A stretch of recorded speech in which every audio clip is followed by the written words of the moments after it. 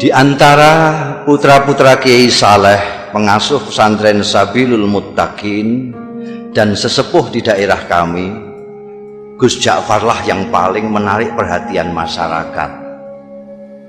Mungkin Gus Ja'far tidak sealim dan sepandai saudara-saudaranya, tapi dia mempunyai keistimewaan yang membuat namanya tenar hingga keluar daerah.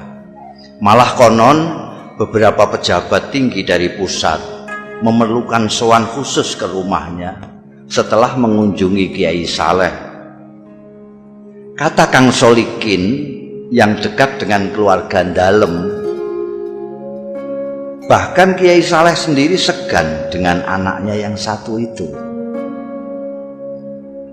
Kata Kiai, Gus Ja'far itu lebih tua dari beliau sendiri. Cerita Kang Solikin suatu hari kepada kawan-kawannya yang sedang membicarakan putra bungsu Kiai Saleh itu.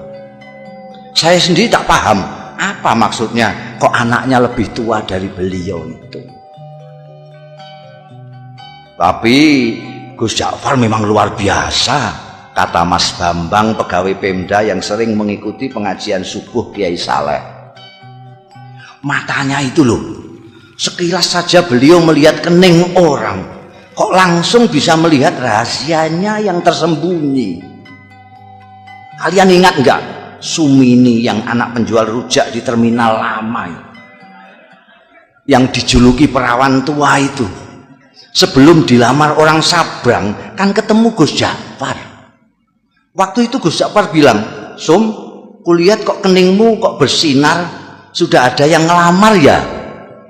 Duh, tak lama kemudian orang Sabrang itu datang melamar Sumini. Kang Kandar kan juga begitu, timpal Mas Guru Slamet. Kalian kan mendengar sendiri ketika Gus Ja'far bilang kepada tukang kebun SD 4 itu, "Kang, saya lihat hidung sampean kok sudah bengkok, sudah capek menghirup napas ya?" Loh, ternyata besoknya Kang Kandar meninggal.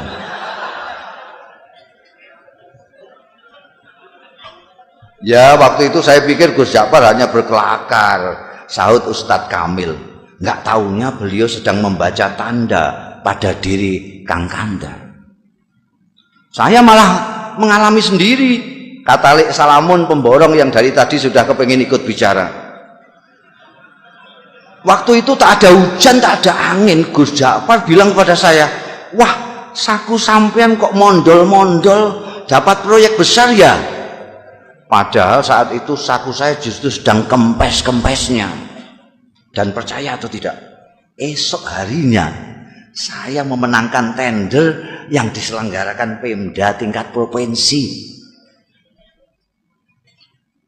Apa yang begitu itu yang disebut ilmu kasab ya? Tanya Pak Carik yang sejak tadi hanya asik mendengarkan.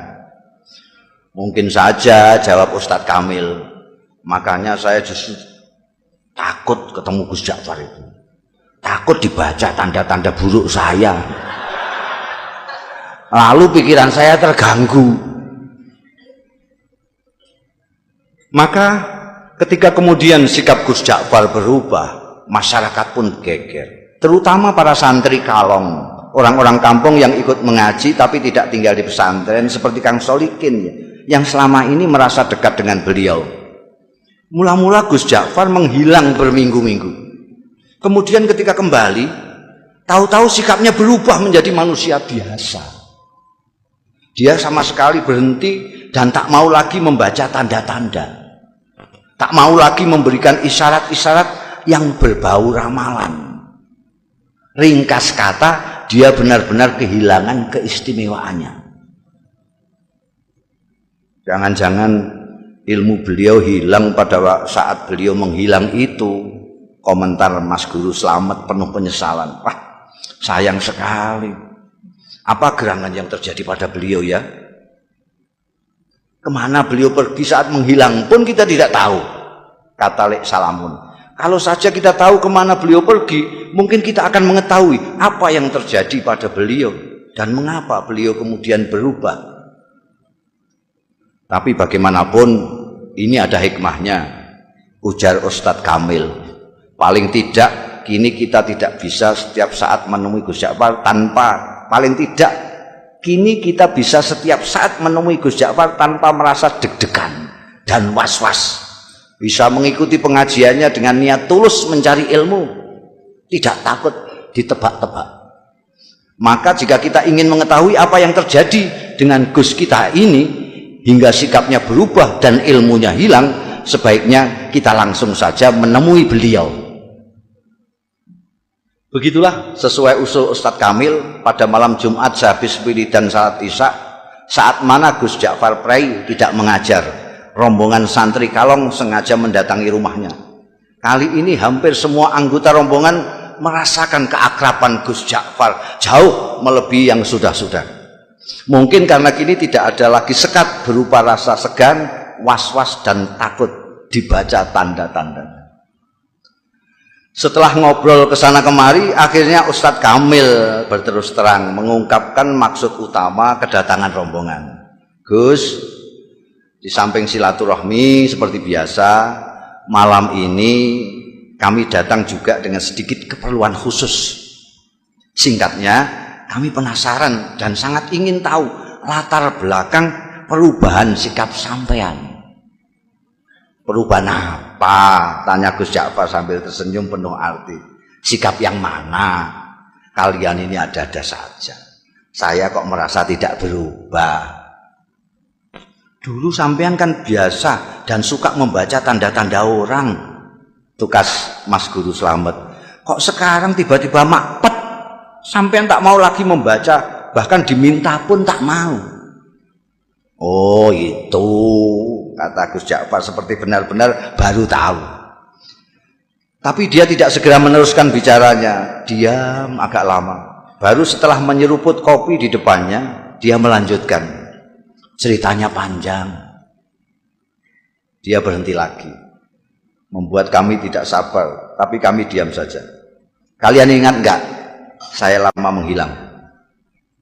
Akhirnya Gus Ja'far bertanya, membuat kami yakin bahwa dia benar-benar siap untuk bercerita. Maka serempak kami mengangguk. Suatu malam saya bermimpi ketemu almarhum ayah. Dan saya disuruh mencari seorang wali sepuh yang tinggal di sebuah desa kecil di lereng gunung yang jaraknya dari sini sekitar 200 km ke arah selatan. Namanya Kiai Tawakal. Kata ayah dalam mimpi itu, hanya kiai-kiai tertentu yang tahu tentang kiai yang usianya sudah lebih 100 tahun ini. Santri-santri belajar kepada beliau pun rata-rata sudah disebut kiai di daerah masing-masing. Terus terang, sejak bermimpi itu saya tidak bisa menahan keinginan saya untuk berkenalan dan kalau bisa berguru kepada wali tawakal itu. Maka dengan diam-diam dan tanpa pamit siapa-siapa, saya pun pergi ke tempat yang ditunjukkan ayah dalam mimpi dengan niat bil barokah dan menimba ilmu beliau.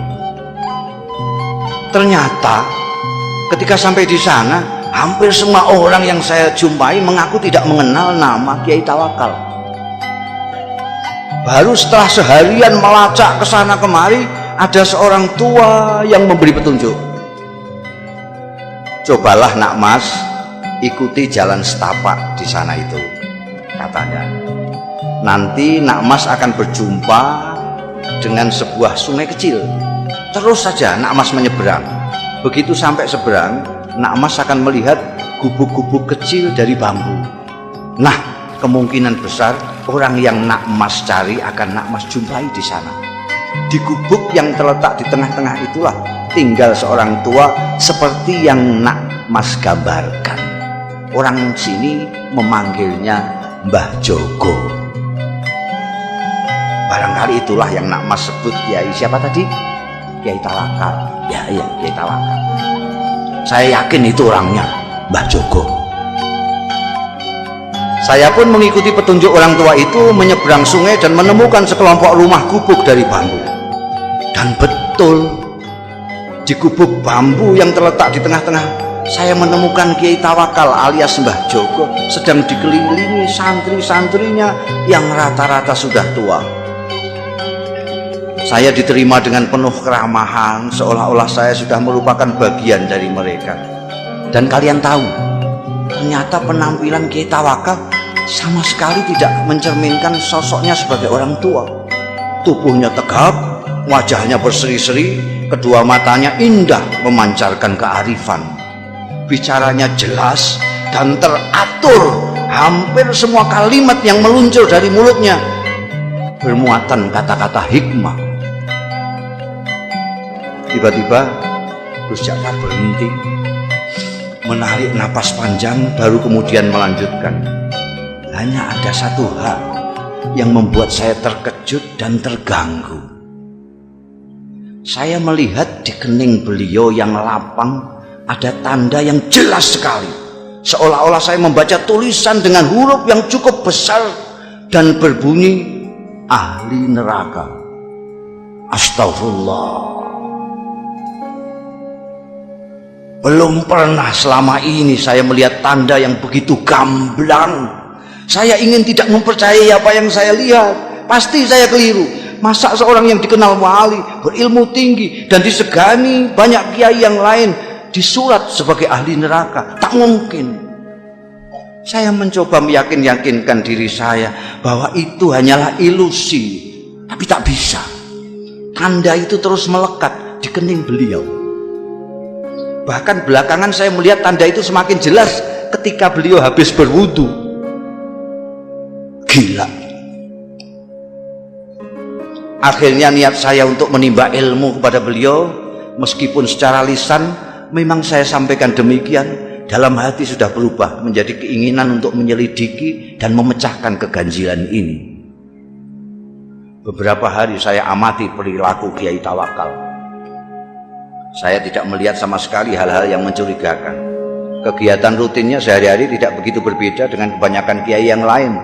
Mengimami salat jamaah, melakukan salat sunnah seperti duha, tahajud, witir dan sebagainya, mengajar kitab-kitab, umumnya kitab-kitab besar, mujahadah, zikir malam, menemui tamu dan semacamnya.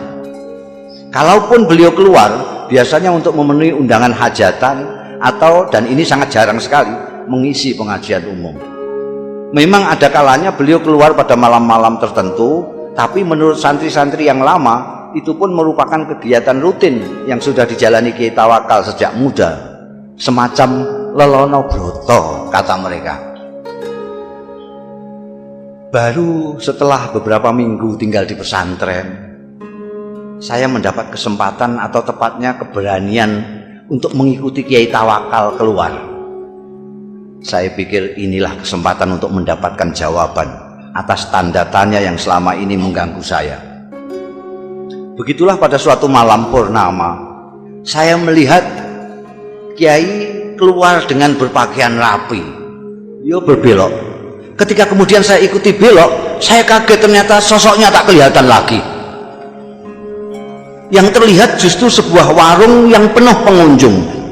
Terdengar gelak tawa ramai sekali. Dengan bengong saya mendekati warung terpencil dengan penerangan petromak itu.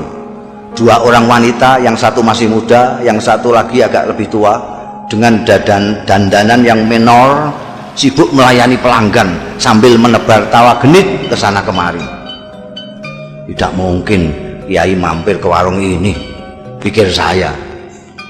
Ke warung biasa saja tidak pantas, apalagi warung yang suasananya saja mengesankan kemesuman itu.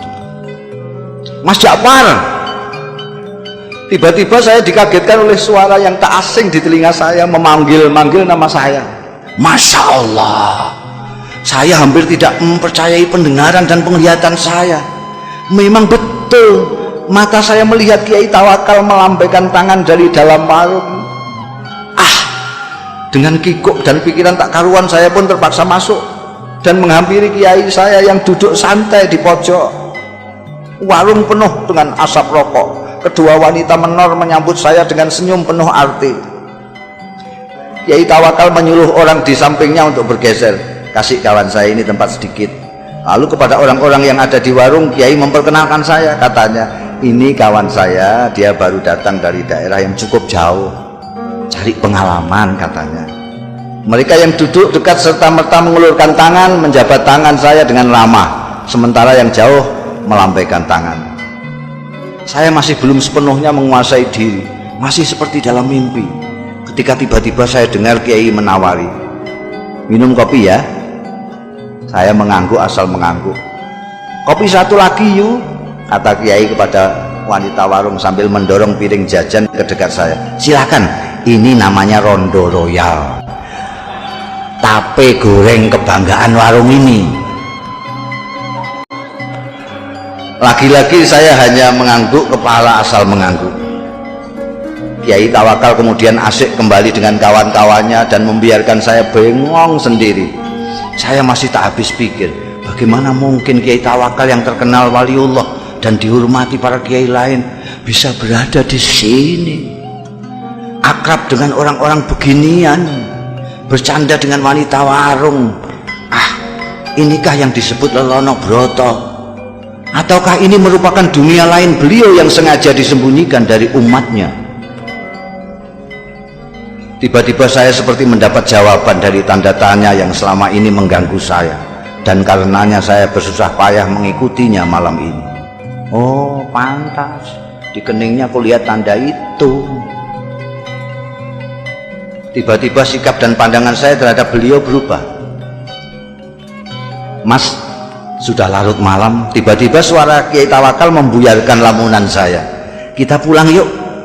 Dan tanpa menunggu jawaban saya, Kiai membayari minuman dan makanan kami, berdiri, melambai kepada semua, kemudian keluar. Seperti kerbau dicocok hidung, saya pun mengikutinya.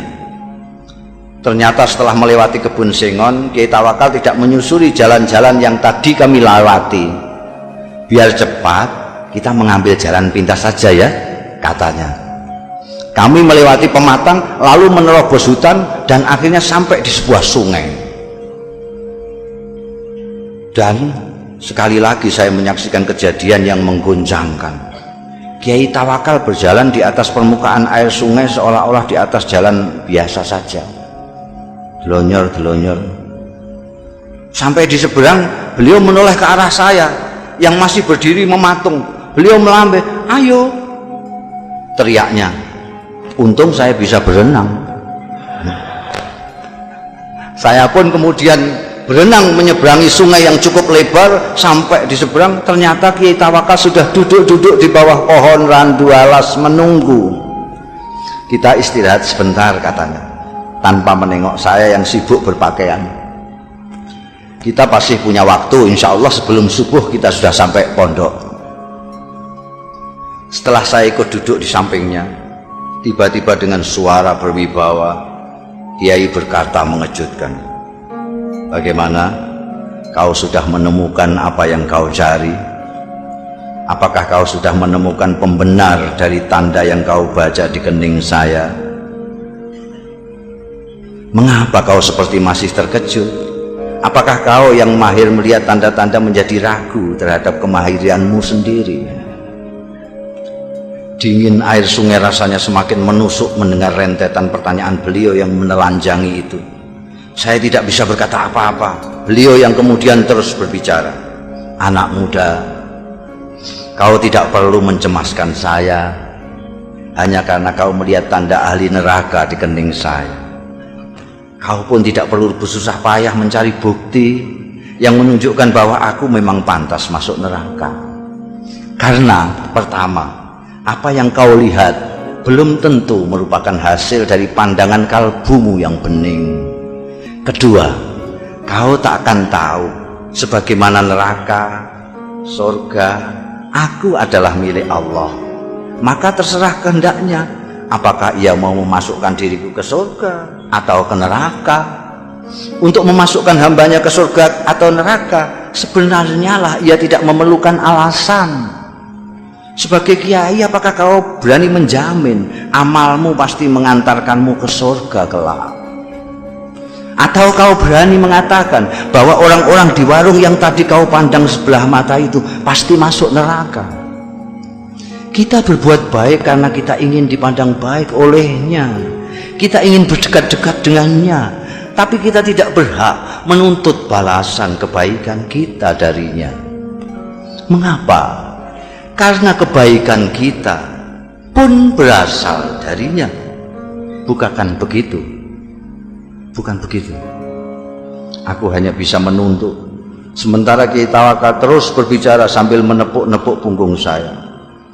Kau harus lebih berhati-hati bila mendapat cobaan Allah berupa anugerah. Cobaan yang berupa anugerah tidak kalah gawatnya dibanding cobaan yang berupa penderitaan. Seperti mereka yang di warung tadi, kebanyakan mereka orang susah.